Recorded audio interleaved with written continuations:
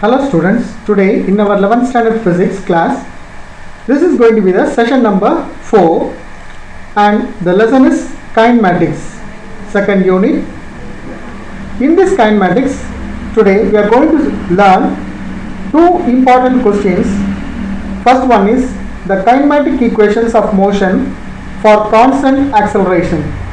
Second one, the equation of motion for a particle while falling vertically and while a body thrown vertically upwards.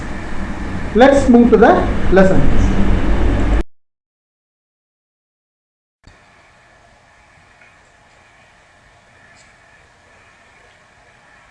Now we are moving into a main question: kinematic equations of motion for constant acceleration. Let us consider an object moving in a straight line with uniform or constant acceleration A, and let u be the velocity of the object at time t equal to 0 and v be the velocity of the body at a later time t. Let us see the velocity and time relation, the relation between the velocity and a time of a moving body. The acceleration of the body at any instant is given by the first derivative of the velocity with respect to time. That means acceleration is equal to velocity divided by time, dv by dt, or dv is equal to a into dt. Integrating both sides with the condition that as time changes from 0 to t, which I mentioned earlier, the velocity changes from u to v, that means initial velocity to final velocity. For the constant acceleration, the integration from u to v dv is equal to integration from 0 to t a dt. We get a out of the integration, so we have only dt, and if you derivate the or integrate the dv, we get v, and we have two values, one is u and v, so a is equal to from 0 to t. That's why we can put v minus u, because here we have two velocities, one is initial velocity and another one is final velocity. So v minus u is equal to a into t, because t is only 0 to t. Or we can make it as v is equal to u plus at. This is the equation number 1 of the kinematic equations of motion. Let me introduce another one, displacement time relation. The velocity of the body is given by the first derivative of the displacement.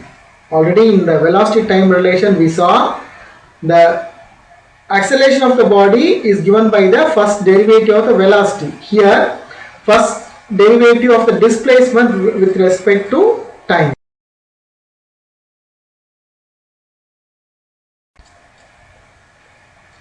Which is v is equal to ds. Here s referred for displacement with respect to time, or ds is equal to v into dt. Since we know v is equal to u plus at, in the equation number 1 we substitute this in the section of for v, ds is equal to u plus at into dt. Assume that initially the time is t is equal to 0. The particle started from the origin. At a later time t, the particle displacement is s. Further, assuming that acceleration is time independent, we have, while integrating this and the left hand side and right hand side, from 0 to s integration of ds and 0 to t integrating u dt plus 0 to t integrating at dt, we get, instead of ds while integrating we get s, and instead of this u dt from 0 to t we get ut, and to to equal values, we get 1 by 2 as a constant and put at square. This is the equation number 2. S is equal to ut plus 1 by 2 at is the equation of motion number 2.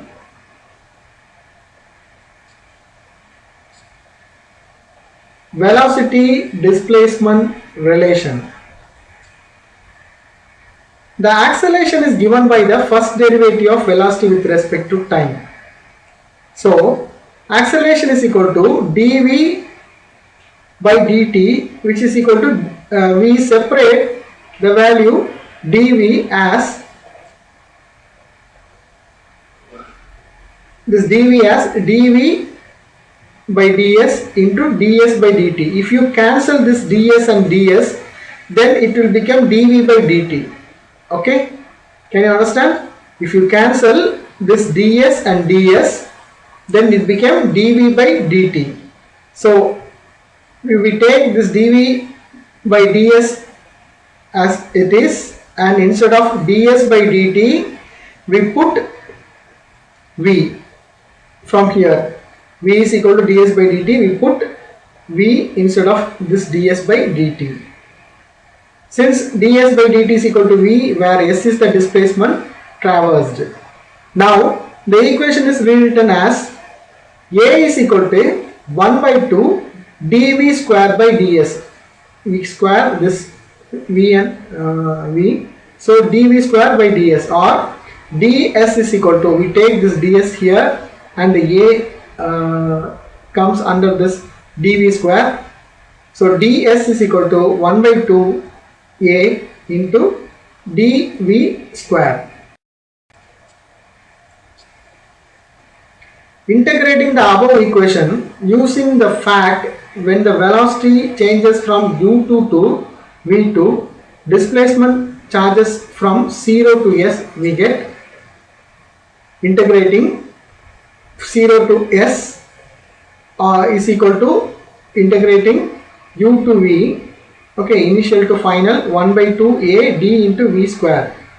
If you integrate this, you get s is equal to 1 by 2 a, because of u and v, we put v square minus u square, and if you take this v square, or if you keep this v square in the right hand side and take this 2a and this minus u to the left hand side, we will have v square is equal to u square plus 2as. This minus u, when you take this minus u to the next left hand side, it becomes a plus u square. This is equation number 3 in the kinematic equation of motion. We can also derive the displacement s in terms of initial velocity u and the final velocity v. If you do that in the equation number 1, we can write at is equal to v minus u. Already we have v is equal to u plus at, but little we change, or we take the u into the other right hand side as a minus u, and we substitute this in the equation number 2, we get s is equal to ut plus 1 by 2 v minus u the whole bracket t, or if you cancel all this or take the u as a common to the both sides, then s is equal to u plus v whole bracket t divided by 2. This is the equation number 4 of kinematic equations. These equations 1, 2, 3 and 4 are called kinematic equations of motion and have a wide variety of practical applications. Remember students, this question is very important one till your completion of your graduations. Equation of motion is that much important question. So understand or take care to learn this question.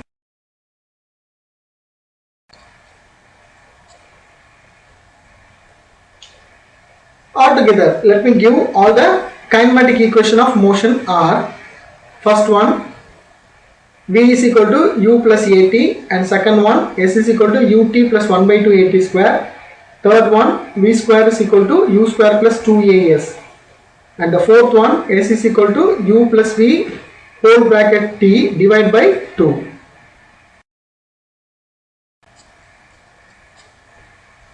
Now, equation of motion under gravity. Let me explain this equation of motion under gravity. We know that near the surface of the earth, the acceleration due to gravity G is constant. All straight line motions under the acceleration can be well understood using the kinematic equations which we saw earlier. And we are going to see the equation of motion of a particle which have a falling freely or falling vertically from the height, like this picture. A body is falling from a height of from a top of a building. The case 1, we take a body falling from a height h, and now consider an object of mass m falling from a height h. This is the height h. Assume that there is no air resistance. Let us choose the downward direction as positive y-axis. This is the positive y-axis. The object experiences acceleration g due to gravity. Okay, due to gravity, this object experiences a acceleration g, which is constant near the surface of the earth. While it reaches the surface, it have a constant acceleration. We can use kinematic equations to explain its motion. We have acceleration a vector is equal to g j cap. By comparing the components, we get ax is equal to 0 and az is equal to 0, while ay is equal to g, because we take the downward direction as positive y-axis.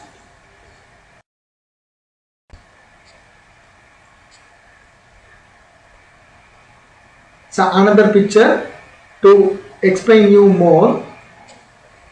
Let us take, for simplicity, ay is equal to a is equal to g. If the particle is thrown with initial velocity u downward, which is in negative y-axis, then the velocity and the position at a particle at any time t is given by v is equal to u plus gt. Instead of a in the equation number 1 of kinematic equation, we put g. Then this is negative y-axis and this is positive y-axis. Remember, this is negative y-axis and this is positive y-axis. Y is equal to ut plus 1 by 2 gt square, which is one of our equation of motion.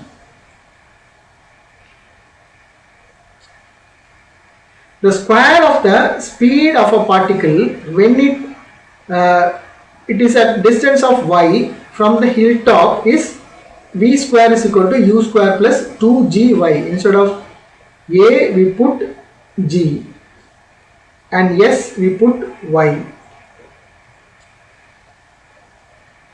Suppose the particle starts from rest, then the initial velocity u is equal to 0. Then the velocity is v, the position of the particle and the v2 at any time t are given by for a point y from the hilltop, and v is equal to g into t.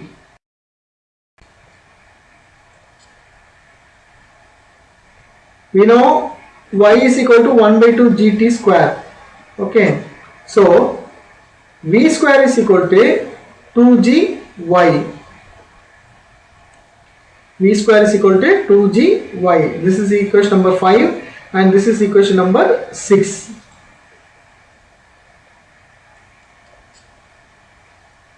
The time t is equal to capital T and taken by the particle to reach the ground, for which y is equal to height h, and it is given by using the equation number 5. h is equal to, instead of y we put h is equal to 1 by 2 gt square. Instead of small t we put capital T. Therefore if we take the t square here and put the h here, then t is equal to root of, because t square is equal to 1 by 2 g divided by h. Instead of doing that, taking the square and taking the square root in the opposite side, t is equal to root of 2h by g. The equation 8, t is equal to root of 2h by g, implies that greater the height h, particle takes more time t to reach the ground. Lesser the height, it takes lesser time to reach the ground. It depends upon the height of the ground. The speed of a particle when it reaches the ground, y is equal to h, can be found using the equation 6. V square, that means the velocity depends upon the 2 into g into y. That means here the y is h and g is equal to the gravity, acceleration.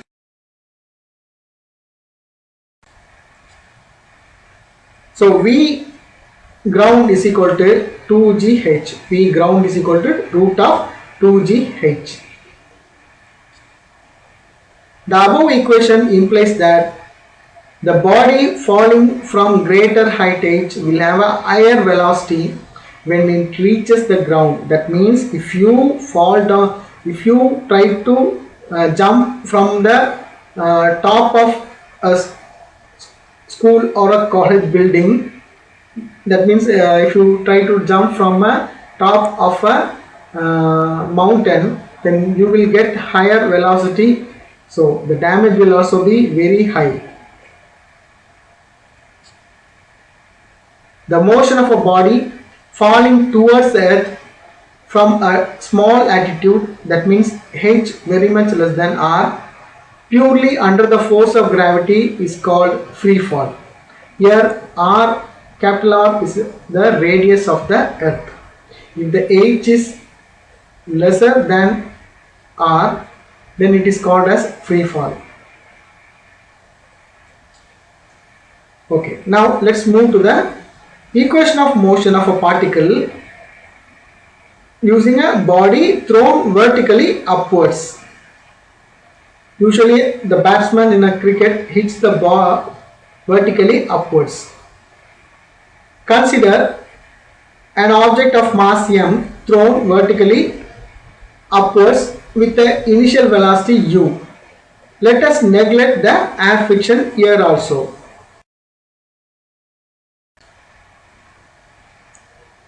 In this case, we choose the vertical direction as positive y, and in the first one we use it as a negative y, but now it is in the vertical direction, we take it as a positive y, and the acceleration is against the gravity, so a is equal to minus g. Neglect air friction and the g points towards the negative y axis. Therefore, the kinematic equation for this motion are velocity and position of the object at any time t are v is equal to u minus gt, or s is equal to ut minus 1 by 2 gt square. The velocity of the object at any position y from the point where the object is thrown is v square is equal to u square minus 2g y, absolutely reversed from the initial one. Thank you students, thank you for your cooperation, study well.